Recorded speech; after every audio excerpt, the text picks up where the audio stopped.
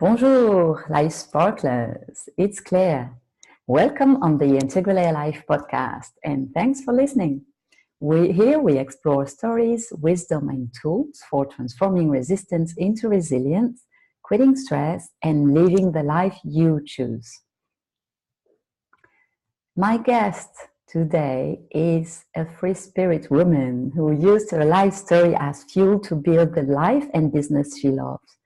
Her life today is full of traveling, connecting, and supporting others. She is a leadership coach and a women's burnout and resilience mentor. She helps driven entrepreneurs and professionals who work remotely and kind of feel that they lost their way to create their own having it all. Her motto, trust the process while hacking your work-life flow.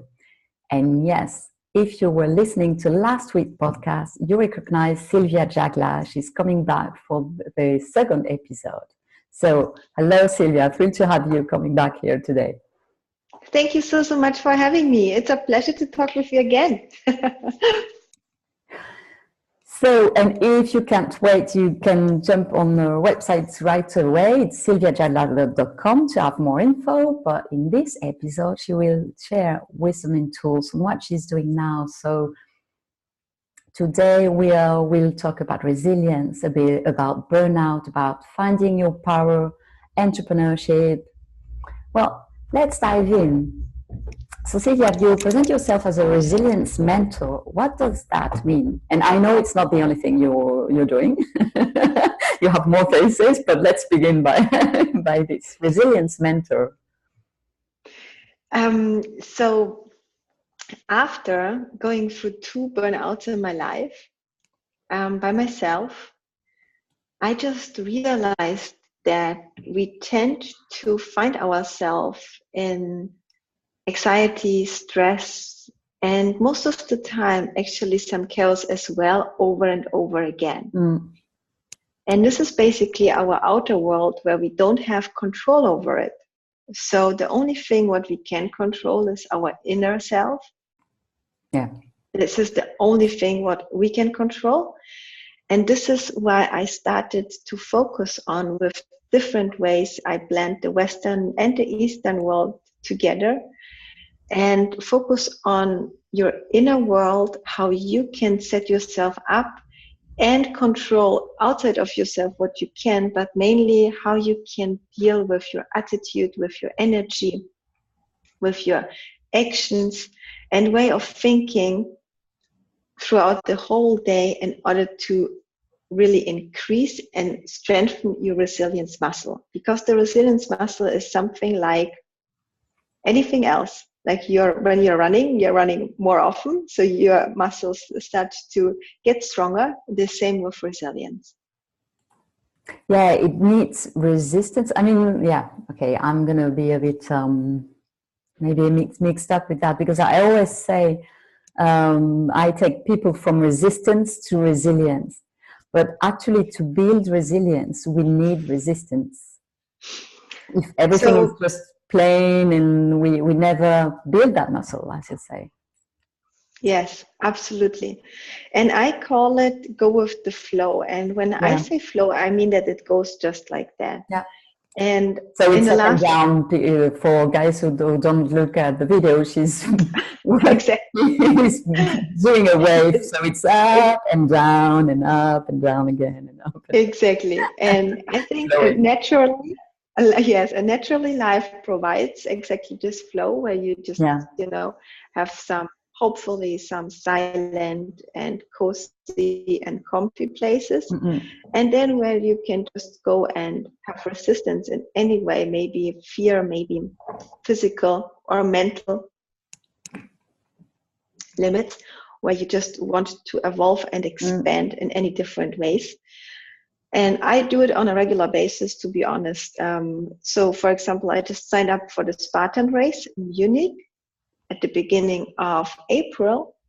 And I know this is going to be my resistance and resilience day this year to the max.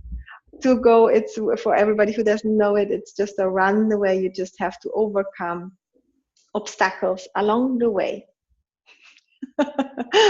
So this is what I can recommend for everybody. And it doesn't have to be something like that, of course, but really make sure that you get comfortable with the uncomfortable. Yeah.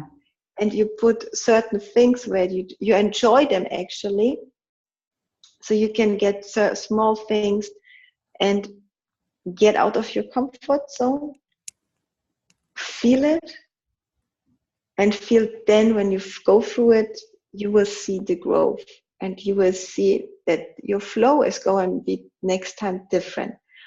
And this is, from my point of view, the gentlest way to prepare yourself for situations where you just don't have control over it. Because this is what you can control, right? I sign up for the Spartan, I go there. Mm-hmm. And then there are certain events, obviously, in our life where you don't have control over it, but you are able to apply your resilience muscle.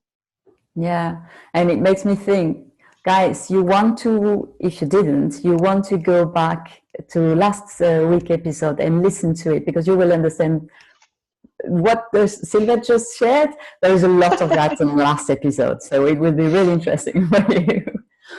But yes, a long journey with resilience. Yes. Not by choice for such a long time.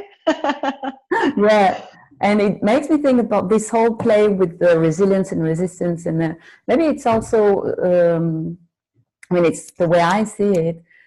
We, at some point, we have to let go of the inner resistance to what's happening, because of course, when something like tough time happens, the first thing that comes in mind is no, in many different ways, but just no, I don't want that. But actually, to find resilience, at some point, we need to find a yes to, yeah, it's happening. And I guess this is what you call flowing, going with the flow. But then finding resistance outside of you, so doing a Spartan race, for example, or in my case, going to cross an ocean, or this kind of stuff, then it's resistance around you. And to this, then, yeah, it makes you grow, because now you have to level up in some way. And you have to find resources that maybe you have, but you forgot you have, or you need to grow them a little bit, or you need to find other resources that you don't know you have, or you don't have plainly. And so it makes you, like you said, it expands you, you grow outside of your comfort zone. Absolutely. Yeah. So how do you guide your clients through that? How do you mentor your clients through that, to find that? It's very individual where someone is and where someone has to get in order to be able to manage such a situation, for example. So just to keep it maybe general, is most of the time it starts with trust, especially for leaders, for people who are entrepreneurs, to give away something. You have to trust someone to do something for you and delegate. When you don't have to trust, you're not going to give it away. You're going to do it by yourself because you think you can do it by yourself better, or have any other kind of thoughts. You know, someone is not doing it the way I wanted to do, or I have work because I have to delegate it and explain to someone, etc. We have then the 100 million thousands of excuses. But then it comes to the trust. To trust yourself at the beginning, that you can actually really explain it to someone, and the other person is capable of doing what you want them to do. So you trust yourself, and then you are able to trust someone else, just to demonstrate. Because resilience, I think you can agree on that. It's like a rainbow. It has so many different colors for every single person, and resistance as well. It's not that, what is maybe a resistance for me doesn't have to be resistant for you, due to our experience and our whole journey. So just to demonstrate one example, and with the trust, is really to set up yourself. Where is it coming from? So what is my trigger? What was the situation? Then write it down, really get it out of your head, and create the awareness of what do I have to set up myself to in order to make this action happen. So for example, do you have a checklist for the person so that you can delegate this topic to the person and they can just you work with the checklist.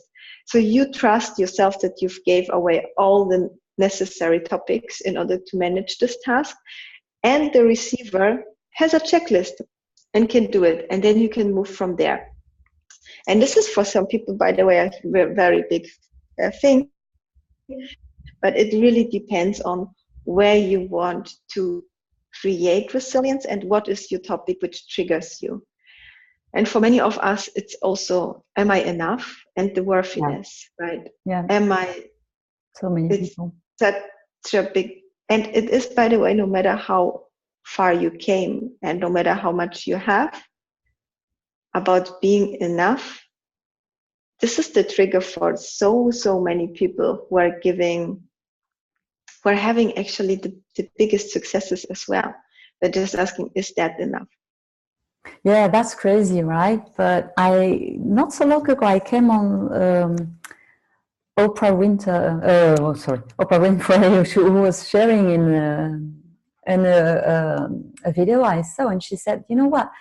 All people, like the vast majority of people who she interviews, and she interviews people who like made it, right? If you're on the Oprah Winfrey show, you're somewhere in your journey. So people like Obama and so on, they all were in some way or another falling into this am I enough trap.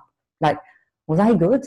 Was the interview all right? Was, these doubts. So yeah, it's not a matter of where you are in your life, or we have to in some way I see that as maybe we have to get used to this doubt and see it for what it is. It's just another story we are telling ourselves.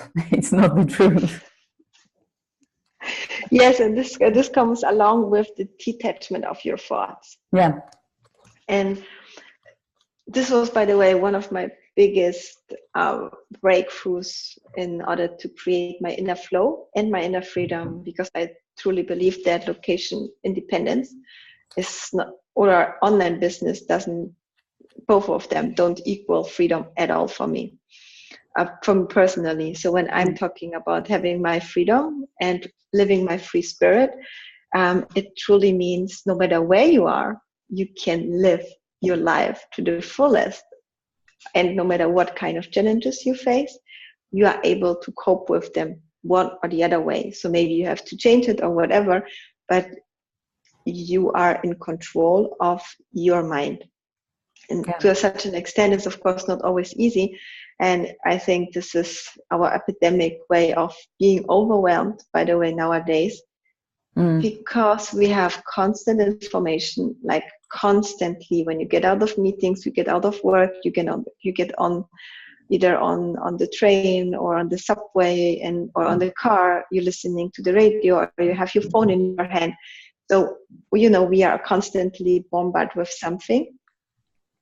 And this is, of course, creates a lot of patterns in our brain and in our mind. But when you know and understand that your thoughts are coming from nowhere, suddenly, they are also going to nowhere if you don't grab them. Oh, I love this image. So if you don't grab the thought and going to nowhere, it's actually it's like a cloud. It's just like it's coming. Yeah. And then when you just you don't grab it, you just think, okay, am I good enough? You don't think further. You don't grab it. You don't think, okay, was that now good enough? I think it was. Or maybe not. I should test it. Am I good enough? And let it move on. Yeah. And when you realize that you are not your thoughts, that they are coming from somewhere and they are going to nowhere, you know that you're not the thoughts, and then you start to see yourself differently. You start to realize the reality in a different way. And also that whatever we are talking now about, it will be experienced different by each and every single of us. Yeah. That's just a fact. That's how it is. Yeah. Well, and in one way, that what makes us so interesting. And that what makes me continuing to do the work I do, for example. It can look like it's always the same thing and explaining kind of a variation of the same thing to different people, but then you tell exactly the same sentence to one person and it will show up differently. Like I was just talking with you about this question I asked to every guest on my podcast: what makes you feel alive? And I get an answer, totally different answer each time I ask this question. And it's always the same question, exactly word for word. So we are so interesting for that. But you're right, Yes. as soon as we grab a thought, then it becomes something, and it becomes a thing that we can even grow into something bigger, and then it can become our identity. Or so, yeah. Not grabbing it in the first place is a big gift we can make ourselves. And it's not easy, it really, No. I mean, it's easier said than done. And It's a practice. exactly. And you sometimes succeed and sometimes you just have to go through it. And that's okay as well. And this is another part what I really try to provide to as many people as possible is about kindness. Because we rush through life. We are most of the time, especially when you are creative, you have so many things, then you are ambitious and driven, which is, by the way, very driven by our masculine energy. And this is all good as long as you are able to be kind along the way to yourself. And when I say kind, I mean crystal clear. And take responsibility for what you are doing. And when you are crystal clear to yourself, you take the responsibility, and then you create this feeling towards yourself when to get away from the laptop and go for a mindfulness practice, or just grab a coffee without a phone, without anything, and drink a tea, and create those triggers for yourself within the day, in order to be able to go always back and out of this whole rushing. And this is, again, for me, part of the flow, because, we are going most of the time like that. And then you have to allow yourself to go gently down and again up. And this is resilience for me, to be fine with both of the states and not only, be high. And like I've mentioned before, there is like a lot of hormones are going on in our body, and to be aware of it, that you have lots of natural biological structures within yourself that you just you can work with it, or you can just let it happen and then kind of act and react and all the things. But it's way much easier to understand when your body is giving you. For example, I had in my corporate lives, I had at round about 3 or 4 p.m., my body was so full of adrenaline and cortisol, and it was like really lots of stuff was going on. A lot of things were in my body that my stomach would shut down, and I would get a little bit of a stomach kind of, not pain, but it was closed, if that makes sense. I just felt my stomach, and your stomach has more nerves than your brain. And for some people, it's actually the gut feeling, if this is maybe what people can work with. So your gut feeling. And so my stomach would tell me, now it's enough. When you start at 7 or 8, a meeting marathon, what maybe many people can resonate with as well. My body just told me that I need a break. But what I wouldn't do is just, first of all, admit it to myself, because, women don't cry and they are hard and they don't want to be any weak or anything else. And I would push further rather than getting really out, setting myself, you can block half an hour and take a break there and grab a tea, grab a coffee, or go for a walk, whatever feels right to you. Many companies are opening up now, even some meditation places where you just can go into silence and really put some small ways. Nowadays, I have alarm clocks on my phone. so I don't forget to get up from my laptop because when you're passionate about it, and get out of your head over and over again and bring some Yeah. awareness so your body is able to cope with the hormones. Yeah. Yeah, well, there's a lot in what you just shared, and something that I see happening a lot, especially for solopreneurs or freelance, is what you said. We do something we love, so it's really easy to feel like I'm not working, it's just passion. And you can still burn out from that. You still have to stop. And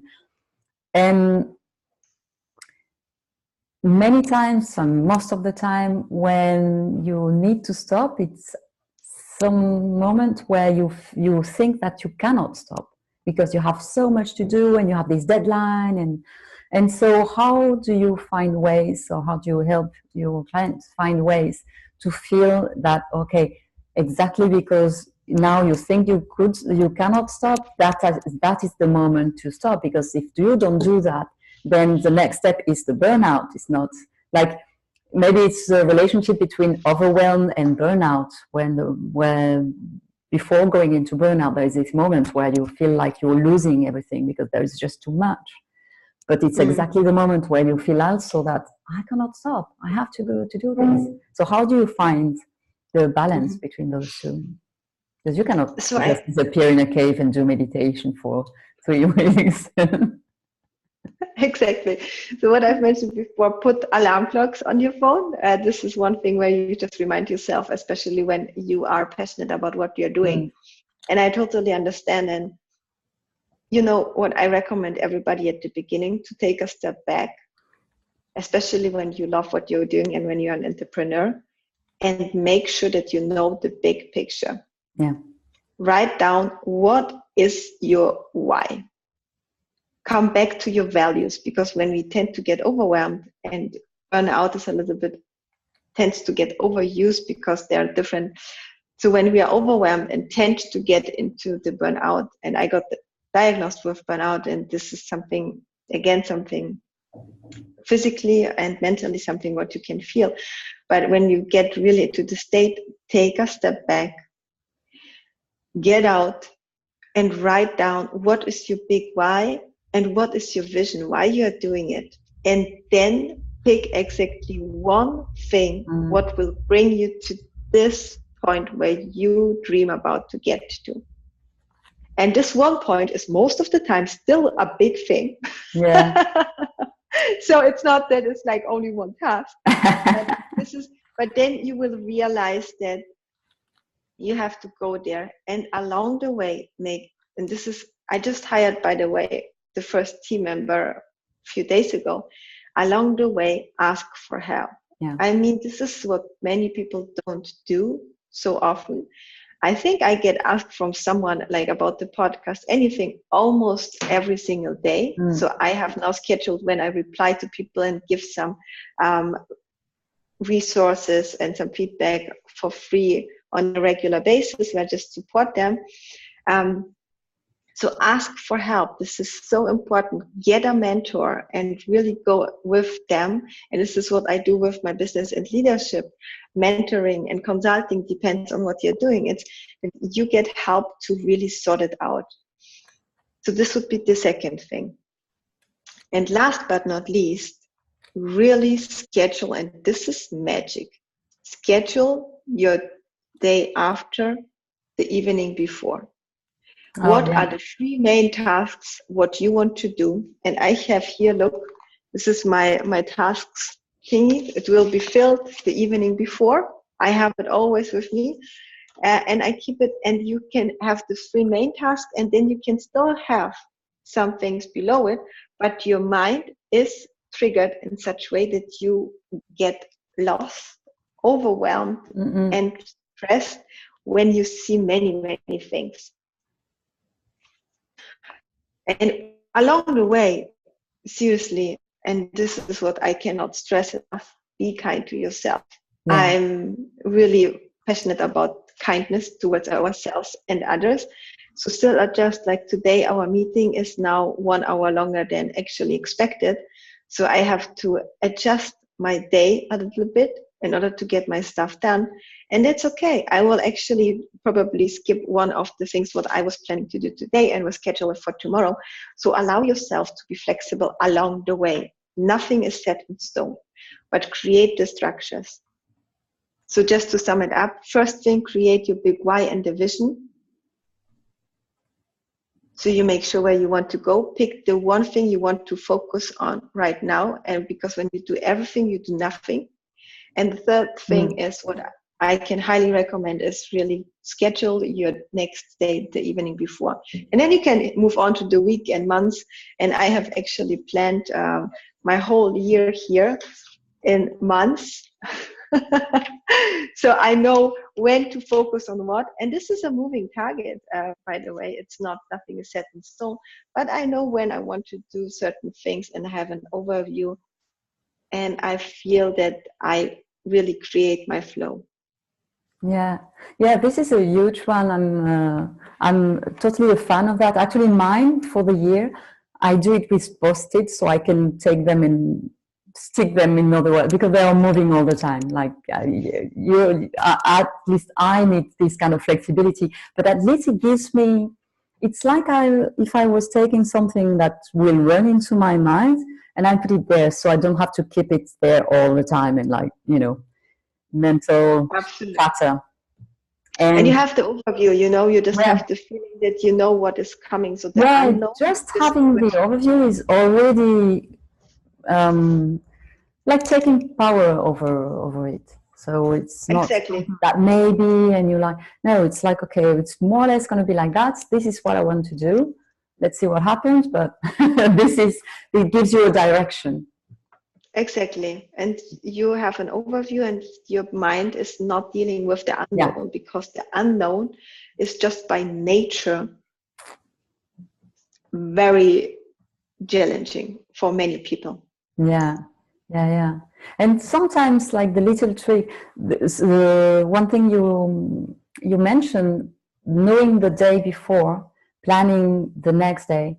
I was doing that in a different way. So I do the 3 most important things for a long time. It helped me very much having clarity. Like it's so much easier when you have only 3 things on your plate, and there are other ways, but you know your priorities. But I was doing this the morning for the day. And I switched from the whatever day before, and I saw it really works better for me. So sometimes it's just finding as well little tricks that works better for you. Like you say, whatever works for you. For some people it will be the day before. For some it will be in the morning. But finding always the ways that we can be good, not only with what we do, but the way we do it. And this has a lot to do with be kind to yourself. I cannot agree more on that one.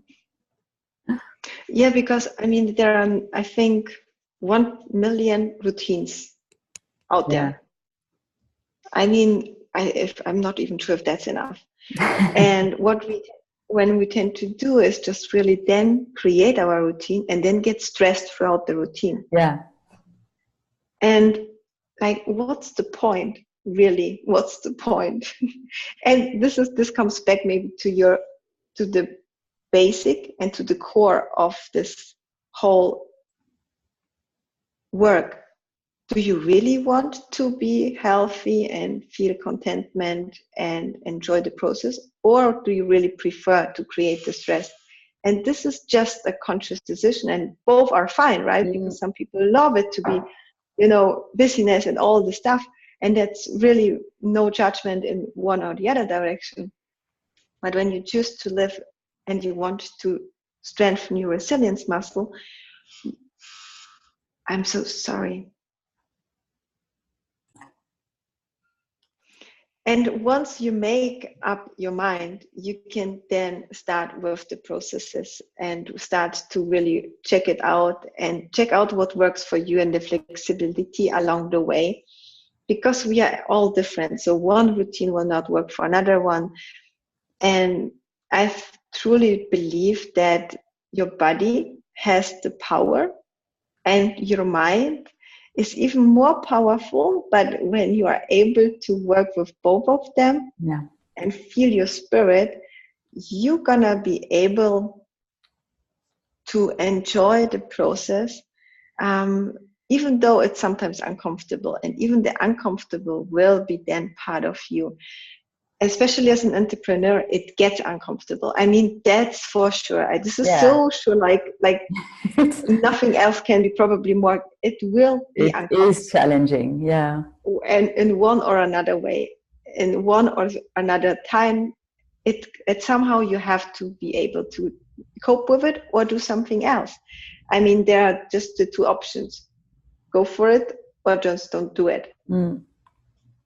And once you are aware of that, I think the most important thing is to know yourself. And this is what many people don't really to know yourself, what you need, and then be aware how you cheat yourself, and how to set the triggers in order to overcome it. So I can tell you now one really true and raw and real example is that I signed up for the Spartan, and I have now so many things on my plate. I love them all, and I would love to do them all the time, like 24/7. But I signed up for the Spartan, so I have to train as well. So there is no option to sign up and go for a Spartan and not be physically ready. Yeah. I move my body every day except when I'm sick. So I had I just came from Argentina. I flew from Argentina 5 days ago to Berlin. I went for a run the day after, because after sitting, traveling, and the airport and plain air, I love fresh air. It was 0 degrees. Can you imagine it? I came from 35 degrees to 0 degrees. I opened the door, and the moment was like, oh my God, this is so much colder than I remember. So my mind was like, maybe just go inside, you could get sick and all the things. And then it's like, no, go just for half an hour, just a little bit of movement. And meditation every single day. I do yoga and meditation every single day a little bit. Running depends on, I just mix up and keep it flexible depending on how I feel. Am I strong enough to go for a run, or do I go for a gentle yoga practice or a hatha yoga practice? But the first thing in the morning, I meditate every single morning in order to be able to master my mind every single day. Yeah, and it's really, I mean, a lot of what you're sharing comes down as well to be kind to yourself and realize, I mean, a lot of time we set these intentions and maybe this routine, and then we feel bad because it's not working. But instead of being kind to ourselves and saying, well, it's not working, maybe I'm just not ready for that, and I can just change a little bit the routine so it goes better with where I am now. We're like, no, I can make it. And we are beating ourselves for failing, but we are setting up ourselves for failure as well. So it's like a dead end. And instead of then gradually going to where we want, we just discourage ourselves totally, and eventually get I don't know, but really exhausted, for example, for just trying and then failing all the time. And so I feel like this being kind to yourself is a really, really big one, like acknowledging all the efforts we are doing already and how we can support ourselves instead of beat ourselves up because we are not where we would like, or it's also a way of enjoying the journey.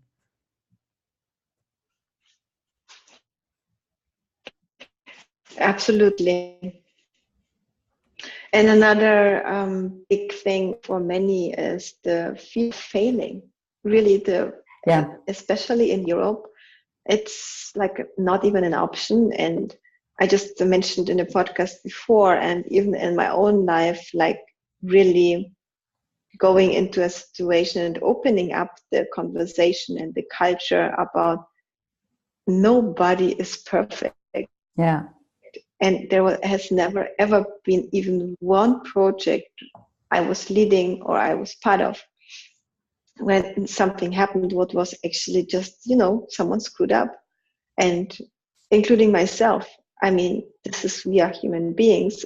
So why? I don't even understand why we would expect and create the stigma in our society about perfectionism and not failing anything and not screwing something up, rather than telling ourselves, oh man, so great, I screwed it up and this is what I've learned and next time I'm going to do it that way. Yeah.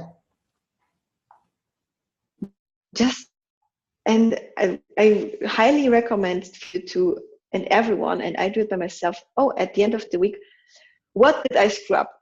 Like, again, responsibility, being kind and crystal clear towards yourself. What did I screw up? What did I learn? And how am I going to do it next time? It's just part of the process. Yeah, so I wanted to talk about so many things actually. Maybe first I would like to come back quickly on burnout as quickly as possible because it's a big subject. But you said something that I totally agree with. It's a word that is being used a lot. Actually, a lot of words in the mental health bag, like anxiety, depression, burnout, they are being used a lot, even stress. But rarely we go to the definition of, okay, what it really is and how we can use it in a better sense. So what is burnout? Well, in different countries, in Germany you can diagnose it, in others not. It's really, I read even recently a paper about the newest one. There are different definitions of it. I think what most of the people agree on is to keep it into a picture. You are a candle. And when you feel that your light is just dimming down and you cannot burn anymore, this is probably the sign that you tend to go into a burnout. And of course, different aspects, different levels of all the things. It's like the burnout itself is a big thing. And it depends really on culture as well. I've learned now many different cultures and it depends. But generally speaking, it's like the candle. And when you cannot burn anymore and shine and light, you just feel it goes down, then I would start to think, okay, am I going towards burnout? I hope that makes sense. Yeah, it totally does. And you're working, so we talk about resilience a lot, but you're working with burnouts a lot, right? Where you're helping mostly entrepreneurs, if I understand well, to avoid actually burnout and maybe recover from it. To structure, yes, and to create an organization, to expand as a leader and to expand the organization, to either avoid or when they are actually into the way, to really make sure that you set yourself up in a way that you are able to light up and to shine. And this is, again, very individual and it's easier said than done. Yeah. But this is actually the main goal, and to realize by yourself, when do I get into the direction? Because when we are busy, when we love what we do, and we are passionate, it's sometimes late. Yeah. It's like 1 minute before 12. And there's always a solution, there is always a way. It's just that I want to encourage everyone to live every single day the best version of themselves. And this is part of the resilience and burnout mentoring, to create awareness. When am I going towards that direction? Because most of the time we don't even know. Yeah. Do you know the people who are kind of like very cynic and they are so almost aggressive and they are kind of really always looking for the next thing which is coming around? Could be for many people the first sign into the direction. So there are certain things, and I'm not claiming to be a doctor. I am not. I did my yoga teacher and therapist training in India. So I provide alternatives, not any school medicine or medical advices on that. I've went through by myself twice through a diagnosed burnout, and had a tinnitus because of that in my early 20s, when I just was working for a long time, 7 days per week, and it was basically just nature of the way of living. And then later on, another complete shutdown in one of the biggest projects where everybody was just kind of by nature. And I just realized that, you can get out of it, and this can have different outcomes for every individual. Yeah. So it's just really tune into yourself, check in if a mentor is the part of who can help you get out there. Or are you in a country where you can actually go to a doctor and you feel like you need a doctor and any advice from them? For me personally, it was that tinnitus you cannot heal it with any medicine. So they gave me some tablets. I refused to take them because there was no solution. And back then, it's now a long, long time ago, when I was in my early 20s, it was not even such a big word like it is right now. Yeah. And back then, in a small village, it was almost like, how can you have burnout? Yeah, it Like, wasn't even a thing. Yeah. exactly, it was not even a thing. And I healed myself with my tinnitus. Most of the people have it for their whole life, and it's sometimes very strong. It's like the sound in your ear.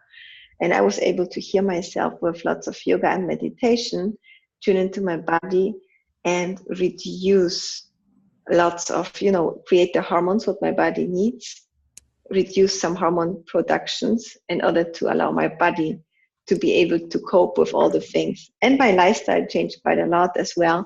It's very individual and depends on every single person. But in generally speaking, when you feel that your candle goes down and you cannot shine anymore, Yeah.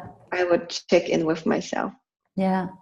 Yeah. And as you said, especially for burnout, it's often too late. Like the limit is passed, and then you turn out and you say, "Oh, I went too far."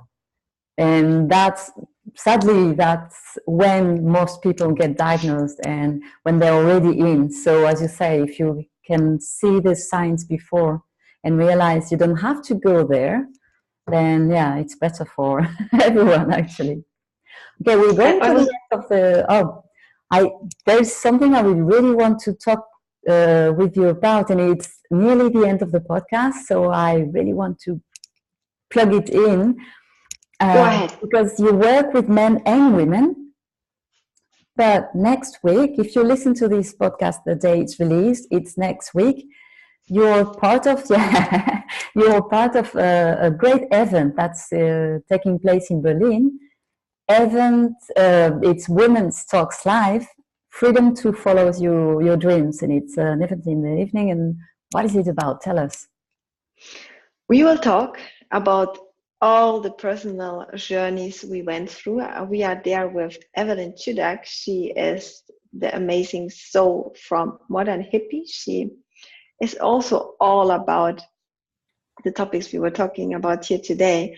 And we will open up our hearts, connect with each other, and see what we can give and provide to others in order to really create the awareness, open up for courage to heal and to go for whatever you want. It's the place it's a safe place for everybody, where we can share openly, ask. It's going to be a dialogue as well, so everybody can ask what questions they have. And we want to provide a place where we can also talk about topics which are maybe taboo and not really public in the medias, and not maybe topic what you talk in a table with friends. So we will go deep. And I know you're working. I know part of your work is with women, and it's important for you as a person as well. And I want to know what gave you this push to work with women. What did you notice that you had to do something? Mm-hmm. So, for me personally, I grew up with two men. My mom died when I was at the age of 6. I am basically not a typical role model of a woman by nature, because I haven't had it in my surroundings for the most part of my life. And working in corporates with the leaders, the managers, the top management, again, mainly men, for a long time. And then it was, but I had always my girls, my dear friends, for almost over 30 years. And the thing with ladies and women in my life is that I cannot see how many are pushing so much for performance rather than trusting their potential. Yeah. I want to encourage each and every single one to, how it is a normal for a man to go to a bar to watch the match. I want to encourage the woman to go for a Zumba, salsa, or yoga, because this is their match. And there is you just really own your power and go for whatever you want without any regrets, guilt, or excuses. And moreover, I think women, and this is what I love to do as well, is create what men have, and what I have with men as well, by the way, but it's the big circle where we support each other. I just read recently a paper about that venture capital goes only to 2% of women, 98% to men created businesses. Can you imagine that?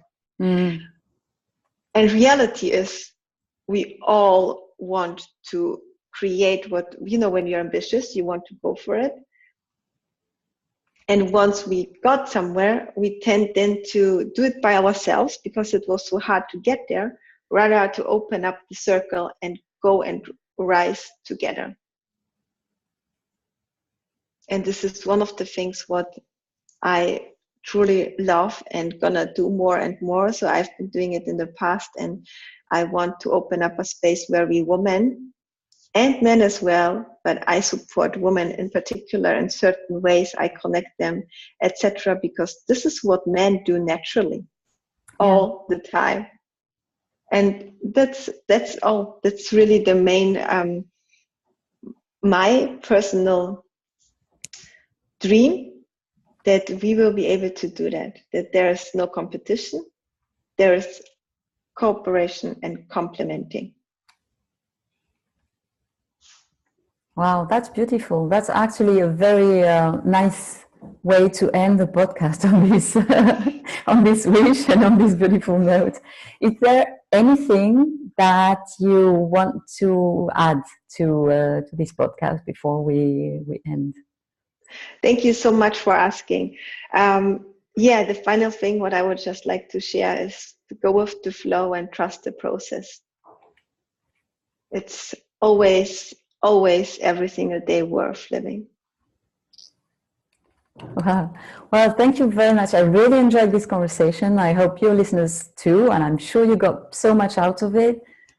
You can find more and connect with Sylvia on her website, sylviajagla.com, and it's written SYLVIAJAGLA. I think I mixed up the word. Oh my God. Okay, it's Jagla.com, and you can find her on Instagram with the same as well. Every link will be on the website, including the link to the info if you want to know more about this event, the 1st of March in Berlin, Women's Talk Live, Freedom to Follow Your Dreams. It's going to be wonderful. I'll be there. I'll be interviewing a few people, actually. So if you come, maybe that will be you. Who knows? So you can find more on Facebook, Women's Talk.